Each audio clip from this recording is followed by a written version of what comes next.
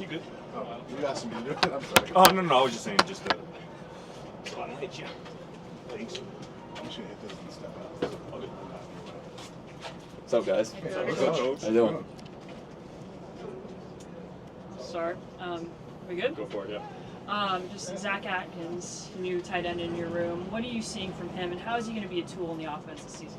Well, the last two practices have been like his first practices being back. He was out for a couple weeks there, dealing with something. But since we've had him back, he's been productive. I think he does a really good job running and catching the football. But now we just got to work on techniques, and we got to work on the playbook, seeing the signal, processing the signal, and then executing his job. Adam, go ahead. Savell Smalls obviously was a converted player to your room last year. How have you seen his development from that experience last year?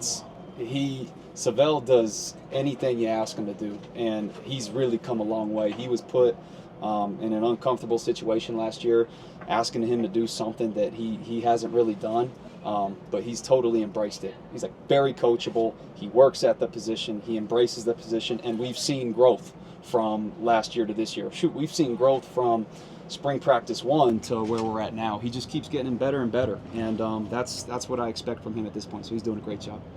Brian, you got one? Coach, as a follow-up to Savell, do you see a difference in his mentality, whereas last year maybe it was such a new thing, maybe he hadn't totally bought into being a tight end, whereas now maybe he is? I don't know. He's always been bought in, to be honest with you. Like from day one, he was put in that position, and he was really bought in. Like he's coachable. He's spending extra time on the field, going through his footwork or really catching footballs. That was the thing for him. It's unnatural being a D lineman and doing this every play, and now having to play tight end, and it's different hand placements, and now you're catching the football at different angles. So he's had that same mindset the whole time, to be honest with you. He's been great. Jack, go ahead. Just want to go back to Zach Atkins. Just what made him an intriguing target for you guys in the portal? He could run and catch. He had a chip on his shoulder. Like he's a D2 guy. But he had all the tangibles and all the qualities and traits that we look for. He could run, he could catch. He had the length. He was really tough. Like on his tape, we saw him striking people. Like he wasn't afraid to put his face mask in people and use his hands. So that's something you really look for at a tight end position, especially here. Like we want guys that could run and catch, obviously, but guys who are willing and guys who are going to embrace your mindset and strike someone. Like that's what I saw on his tape. And the fact that he's coming from the Division II level and he's elevating, that guy's got a chip on his shoulder, and he shows it every single day. Jake, go ahead.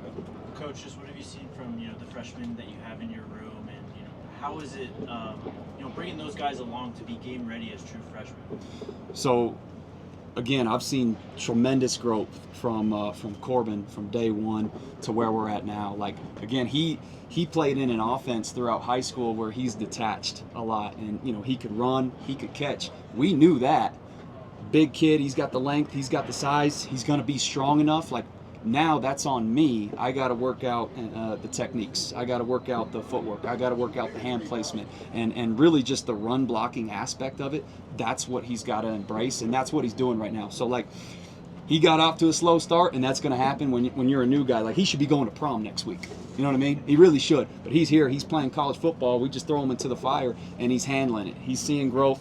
He's going through adversity every single day, but he loves it, and he's a really coachable kid. So I'm excited to see his growth. I think he's going to be a great player. Scott, go ahead.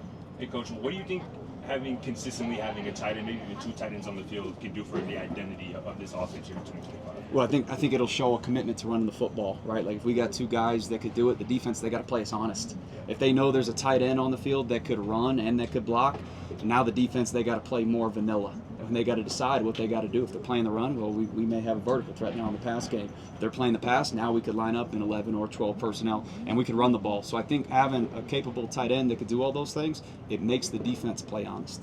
Two more. Pat, go ahead. Coach, obviously, tight ends have been a huge part of the passing game the last few years. When you talk to recruits, whether it's prep guy, portal guy, what's your message to them about Colorado being a place they can flourish? Our message is you make the personnel, right? You make the personnel. We sat in 10 personnel last year. We had really high-quality receivers, right? So us as coaches, I mean, we look at it from a 30,000-foot view like we're going to put the best players on the field. So like whether it's Travis Hunter, Will Shepard, Jimmy Horn, DeJounte Wester, Amari Miller, Draylon Miller, we got all these capable wideouts. So like we're going to figure out ways to play in 10 personnel and maximize the players that we have. Now that doesn't mean that we're not going to get to 11 personnel. So like we used Savell last year in different type of ways. He's more of an attached to the core guy. He's run blocking, he's in protections, he's outlet and stuff like that.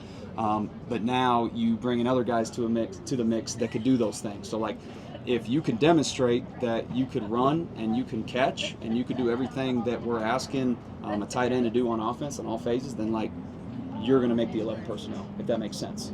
The best players are going to play. Last one, Brian. Coach, you're working with inside receivers too, right? No. You're No, not? I'm Okay. not. No. Okay, I thought I'd Nope. seen that. No, somewhere. not anymore. No. Okay, all right. So, I mean, with that group, I mean, you guys have to work with them a little bit. Sure, yeah, What are we're you doing some of the seeing same out of that things. receiver group? I mean, you're a natural receiver, but Yeah. you know, some of those younger receivers, especially, like, what are you seeing out of them? I'm not worried about those guys. They're coming along. Jay Phil, he's the leader there. He knows what it's supposed to look like, and he holds them accountable every single day. So we got a bunch of dogs in that room. We got young dogs in that room. So again, that are going through some of the same things that maybe Corbin is doing, but it just takes reps, takes repetition, and we're getting all those things. All right, thanks, Coach. Thank you, Coach. Thanks, guys. Appreciate you.